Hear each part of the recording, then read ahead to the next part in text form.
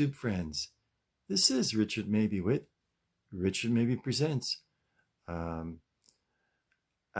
With the price of gasoline, it's a little cost prohibitive to go out as my sister and I once did, just to go out and check out some of the back roads and kind of the different towns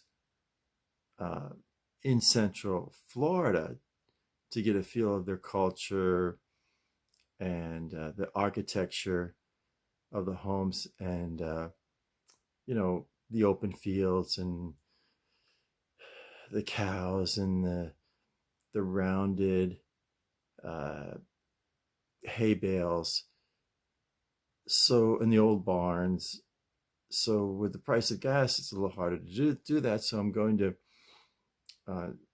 be taping more of my episodes at home.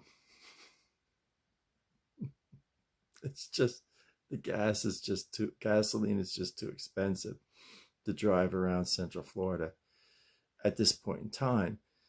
So I know a lot of you have been asking, thinking to yourself, on a previous episode, I cleared out from the top shelf of my bookcase, my 12 regional scout mugs.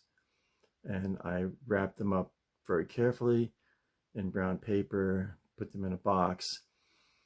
So, and then yesterday what I did is I chose some of my books and put them back on the top shelf. So I'm going to show that right now. Big treat here. So without further ado, here are the books that I chose for the top shelf of my bookcase. So here we go. So, YouTube friends, I got the top shelf of my bookcase cleared out from the coffee mugs, the Boy Scout coffee mugs of the 12 regions. And so it was cleared out, so I put some of my books up here. And this is a series of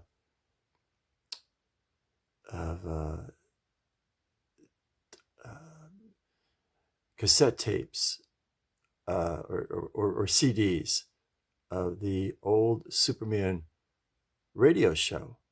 Here's my field book from when I was a scout. One of the newer Boy Scout handbooks.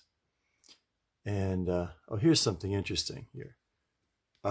This is the music and bugling merit badges. It's the unique thing that they put 2 merit badges in one pamphlet, and I believe it's the only time that the Boy Scouts of America had one pamphlet for 2 merit badges. And I got the music merit badge. I was a drummer in the school band for years and years. So these are old Scout handbooks, and they're worth quite a bit. My dad had these. Now, old Mad magazine paperback. I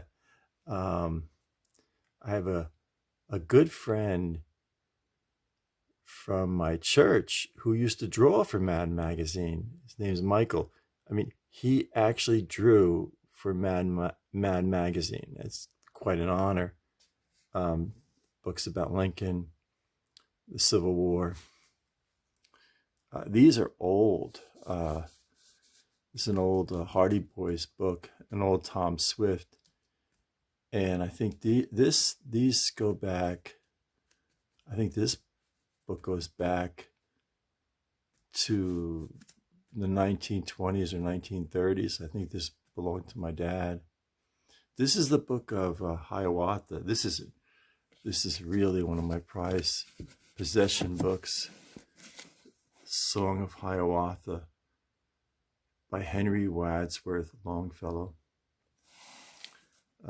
Beverly Hillbillies book. Oops, that fell. In the moment here. This is so dear to my heart. Rejoice in the Lord. Write and revise for publication. This is the comic book price guide. It gives you the breakdown of prices or what the value of comic books. This is a book by Reen Christie, who's a very interesting person. She's an author, but she is the lady who portrayed on the Waltons John Boy's first girlfriend in the schoolyard. And she had the great line, the John Boy and her are in the schoolyard, and a great line. She says, "John Boy, do you drink a lot of wine?" He's reading this poem about the wine in heady wine. And this is my best loved poems of the American people. This is a compilation of the old Strange Adventures comic books from the 1950s and 1960s. Kind of one of my prized possessions. And this is a book here in the corner here. I just gotta get this out. Here's like tight in the corner here. This is a great book on the Appalachian Trail. So it's my collection of, I got the Hiawatha book out now. Almost impossible to put it back while holding the camera. Let me see what I can do here. Put this one back here. And my Hiawatha book here. Beautiful. Okay, and just do one more scan. So the 12 regional scout mugs, I've stored them away and put some books, kind of some of my favorite books, back on the bookshelf.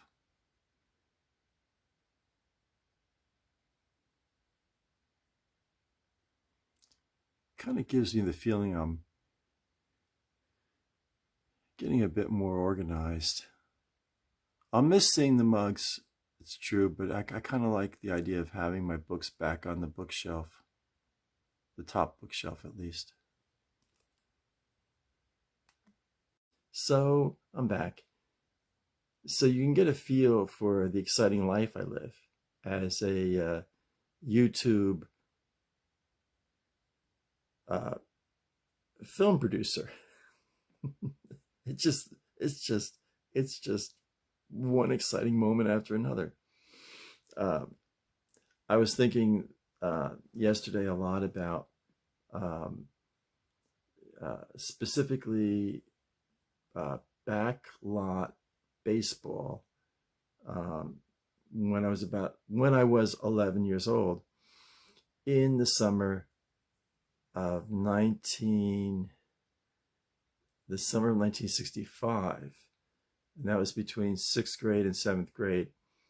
And there were, years before that, and then a few years after that, playing in the summer, playing baseball in the backfield.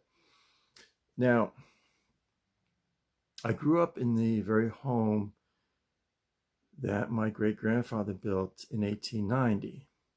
And I was the fourth generation of Mabey men to live in that house. It's an old farmhouse in Lincoln Park.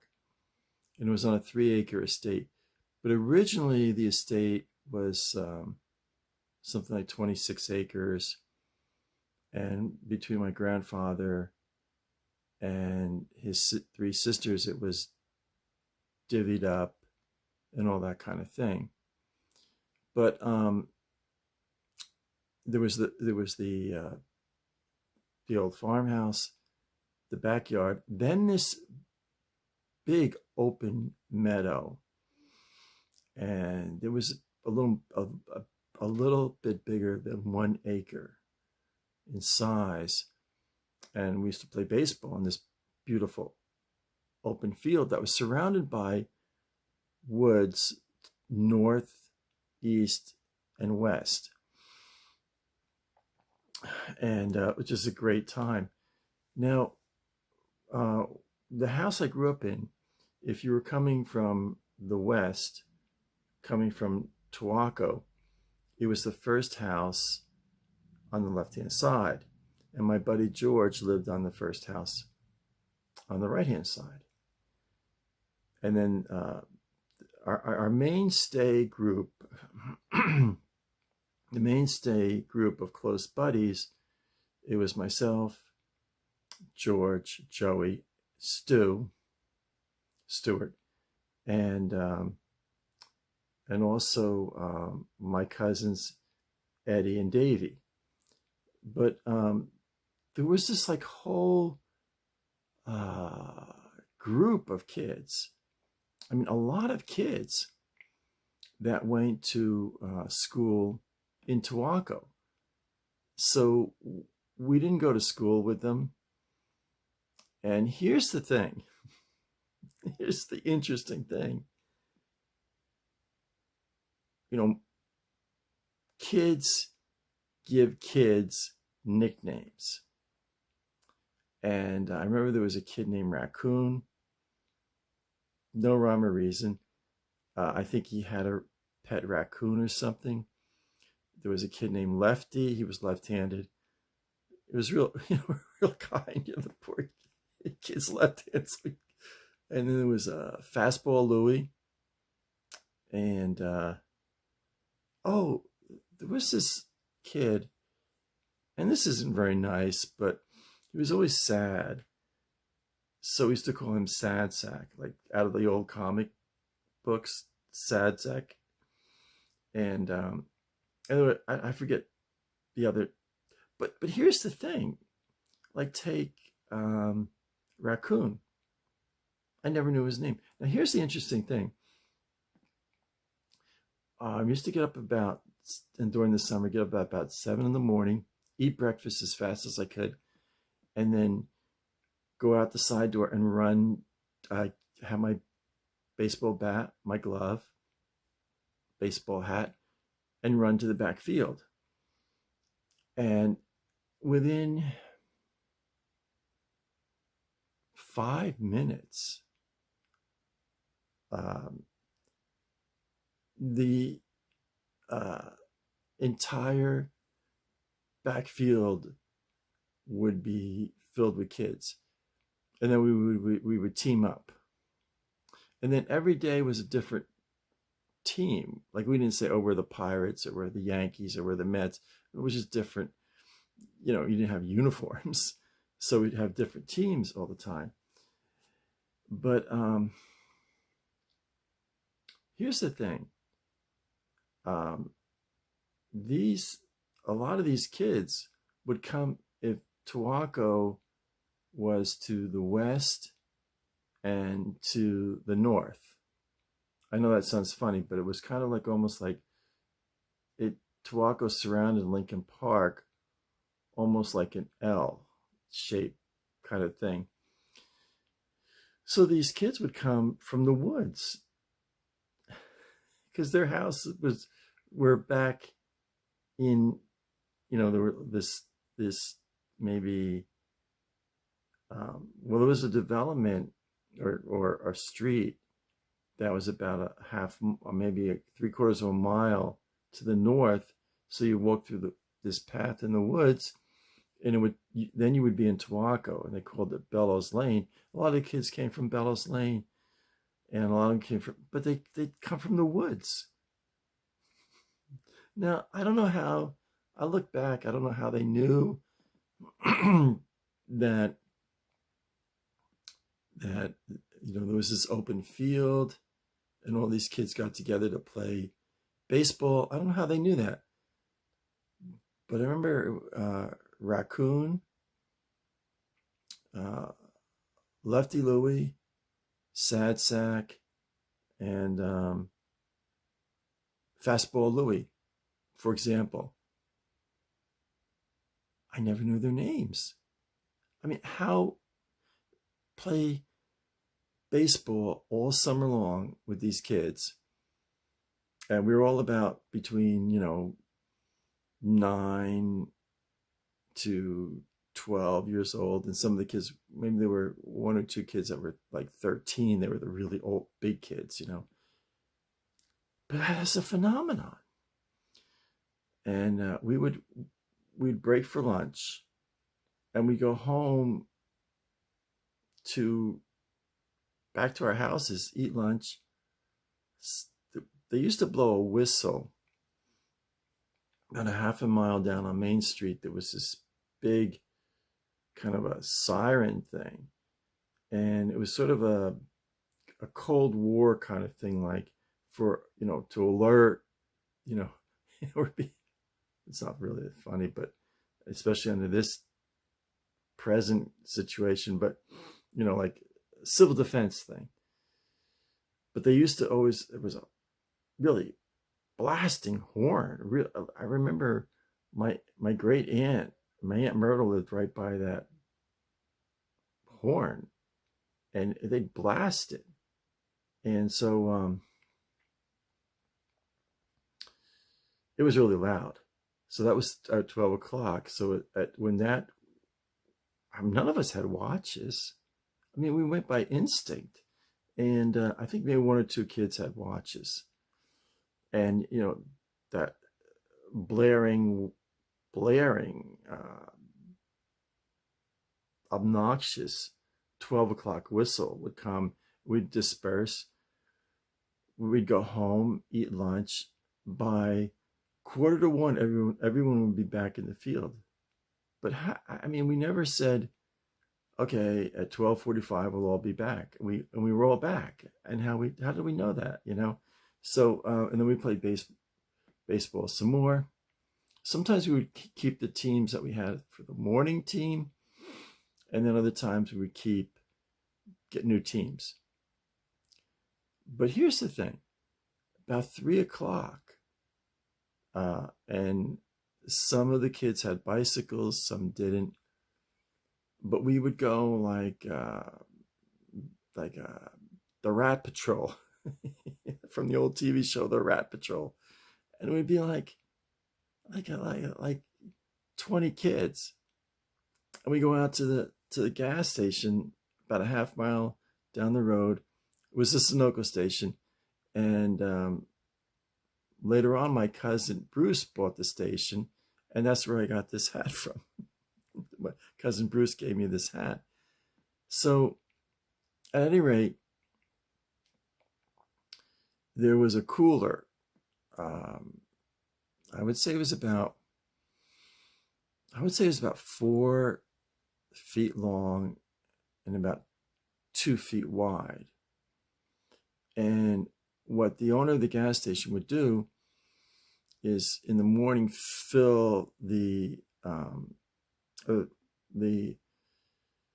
cooler with knee-high grape, Dad's root beer, RC cola,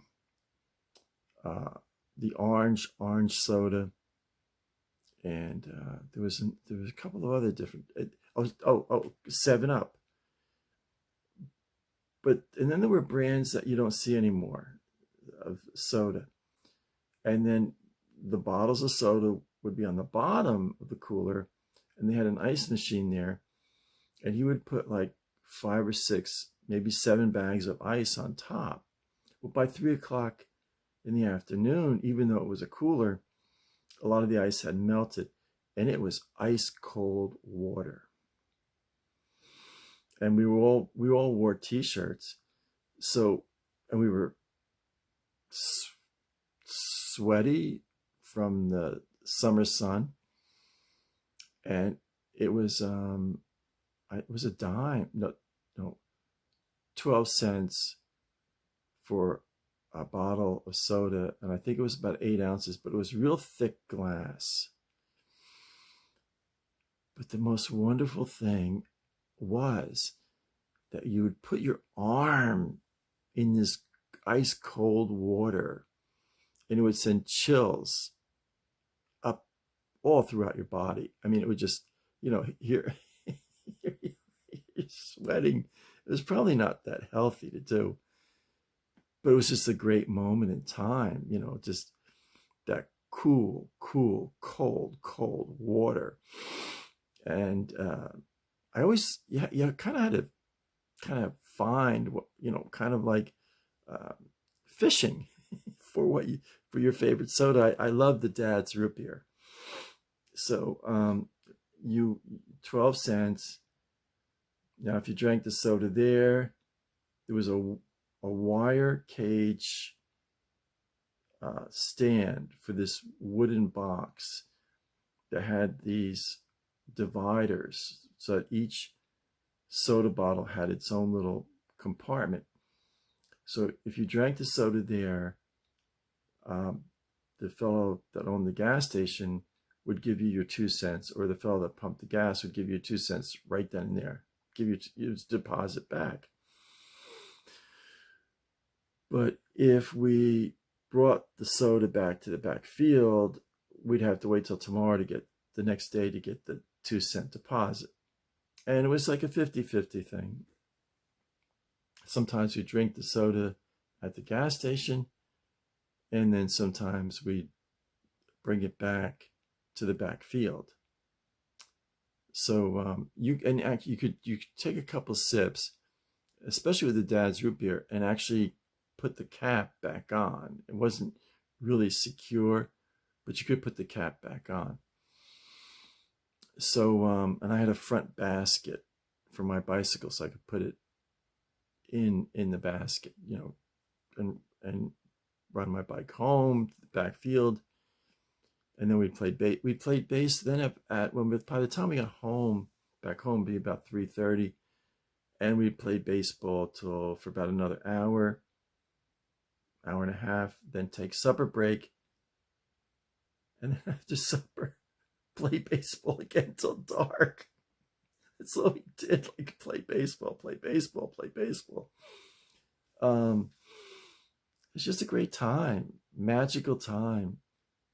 And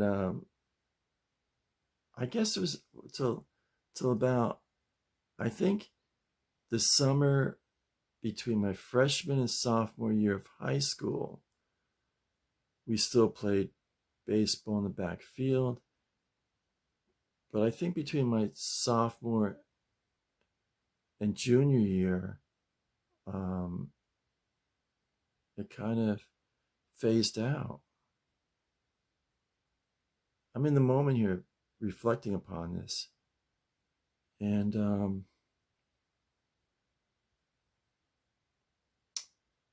kind of a funny thing, And it evaporated. That was around 68 to 60. The summer between 1969. No, 68 to 69 was freshman year to sophomore. Sophomore year was 69 to 70. 68 to 69. 69 to 70. That summer, we hardly played baseball at all. Just realizing that, and I'm completely in the moment here. Totally in the moment. Unscripted. Just kind of, as Barney Fife would say, it's therapeutic. And here's the funny thing. After that, all of those kids from Tawaco, I would never see them again. Raccoon, Lefty Louie, Sad Sack. It was Lefty. I'm sorry, Lefty and then Fastball Louie. But I would never see them again, ever. And it's like I can't go on Facebook. I remember that kid Raccoon. I never knew his name. I mean, I am totally in the moment here. Haven't thought about this in decades. I'm 68 years old. So the heyday of that was the summer of 1965. I was 11. So 57 years ago. Haven't thought about it. I never knew their names. Like I can't go on Facebook and look them up. A very strange thing. It's funny now, I'm 68 and I used to be a gate guard in the villages, and I no longer do that. I do YouTube videos and I do a lot of writing. But you know, when I was out in the corporate world, you know, I worked mostly as a writer all my life. I did at different times do proofreading and editing. I worked at ad agencies and I worked at the phone company, public relations. But I never thought much about those kids from Tawako whom, because we use nicknames, never knew their names. It's kind of strange, you know.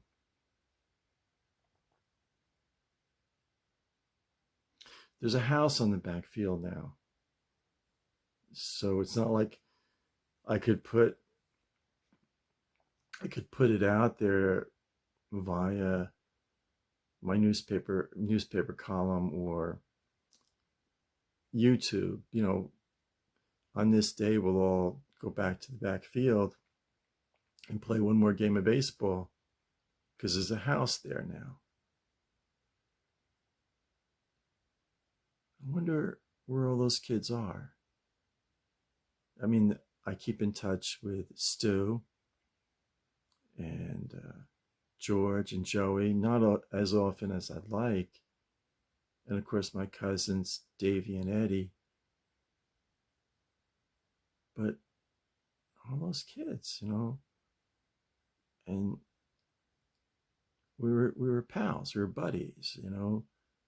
Raccoon, Lefty, Fastball Louie, Sad Sack, and there were others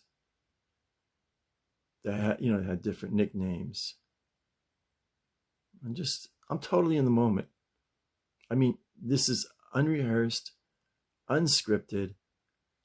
I had no idea where I was going to take this YouTube episode. And I am completely in the moment. So it's kind of left me not necessarily sad, but kind of with a solemn feeling, you know. Usually I'm like, this is Richard Mabey, blah, blah, blah. And I'm kind of solemn right now. So I'm going to close. So hope you enjoyed this episode.